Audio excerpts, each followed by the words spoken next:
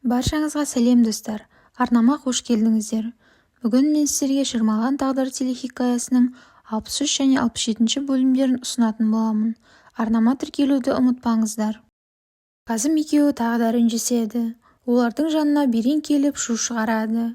Оларға Шермин де қосылады. Берен бұлар сендерді әдейі айналдырды дегенде Мәжиде анасын жақтайды. Берен Қазымға сен ненедегі видеоны көргеннен кейін қалай ол жоқ болып кетті? Сен оған не істедің дегенде Мәжиде мұны да естіп тағы да кетіп қалады. Назли Қазымға келіп кешірім сұрайды.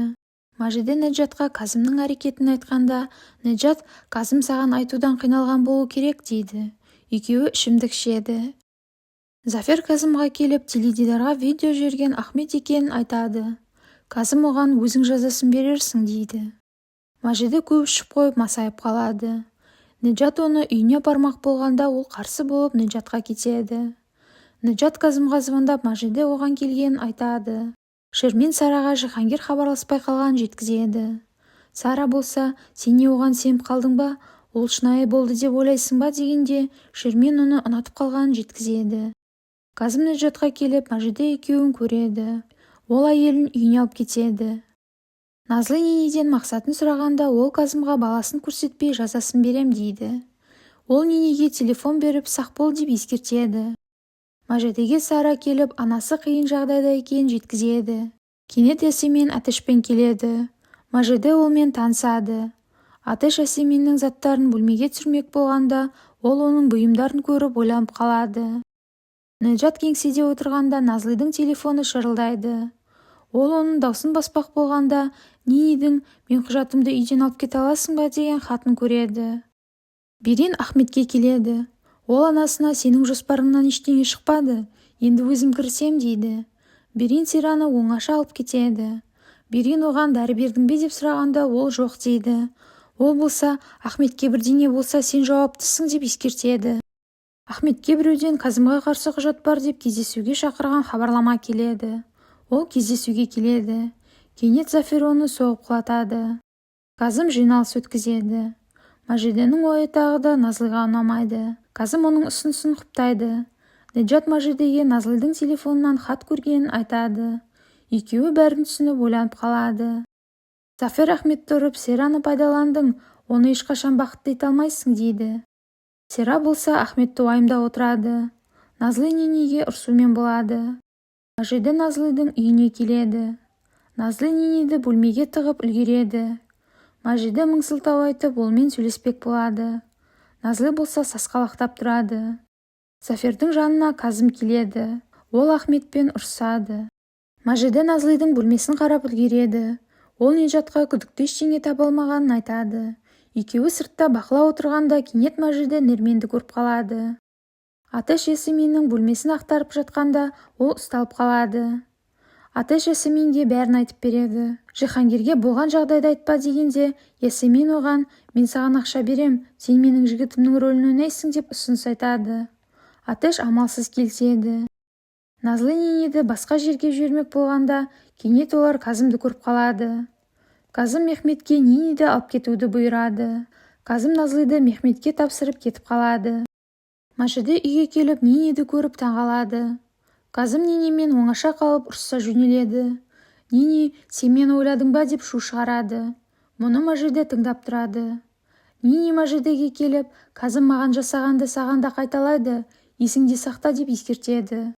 Қазым Назлиға келеді. Назли болса Қазымға Анкараға кететінін айтқанда ол қарсы болады. Ол Назлиға «Мен сенімен не істейтінімді шешпейінше ешқайда кетпейсің» деп Мехметті қалдырып кетіп қалады. Ясемин Атешке звондап тез келуін бұйырады. Келесі күні Қазым Назлиға «Осында қаласың, бірақ өз орныңды білетін бол» дейді. Ол Қазымға Неджат пен Мәжиденің суретін көрсетеді. Қазым бөлмеге келіп мұны ешкім білмеу керек деп Мехметке тапсырма береді. Сера Беренге келіп Ахмет жоғалып кеткенін айтады. Сера оған Қазымнан күдіктенетінін жеткізеді. Берен болса Қазымнан өзім сұраймын дейді. Ол бұл шаруаны Жихангирге тапсырады.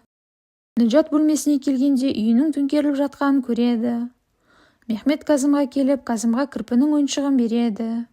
Ол ашуланып қалады. Бұны Жихангир де көреді. Жихангир Қазымның Ахметті Заферге тапсырғанын естиді. Берен енеге Мажидеден құтылатын жоспар құруды ұсынады.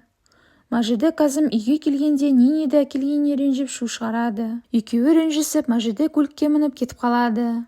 Берен екеуі бұған қуанып тұрады. Жахангир оны көріп ашуланып Нинемен ұрсады. Нинеге Халид бей звондап сізге қолайлы үй таптым дейді. Нине болса ешкімге айтпауын өтінеді. Ясемин Атешпен суретке түсіп жатқанда кенет олардың көздері түйіседі. Зафер Ахметті қинауды жалғастырады. Мажиде шерменге келіп, оны жеке жайға алып кетеді. Неджат үйден кірпі ойыншығын іздегенде оның Казым алып кеткенін түсініп қояды. Келесі күні олар жиналыста отырғанда үстелден әлгі ойыншықты байқап қалады. Ол Казымға жұмбақтап отырғанда екеуі бір-бірін түсініп қалады. Сера Заферге звондап Ахметті іздеп жүргенін айтып көмек сұрайды. Ол болса көмектесуге келіседі. Мажиде кеткенде Казым Неджатқа Анкараға кететін билет алып келеді. Ол болса оны жыртып Казымның бетіне лақтырып кетеді. Шермен таңғы келіп Нине мен Береннің әңгімесін құлағы шалып қалады. Ол Беренмен сөз таластырады. Шермен Жахангирді бөлмесіне шақырып, мен ұнатсаң маған үйлен дейді. Ол болса, сен менімен ойнадың ба деп тиіскенде, Жахангир болса мың сылтау айтып шығып кетеді. Зафер Сераға звондап Ахметтің адресін тапқанын жеткізеді. Неджатты университет басшысы шақырып, сізбен жұмысты жалғастыра алмаймыз дейді. Ол Мажидеге звондап оны ала алмайды. Кенет Назлыға звондап олардың шаңғы тебуге кеткендерін естіп қалады.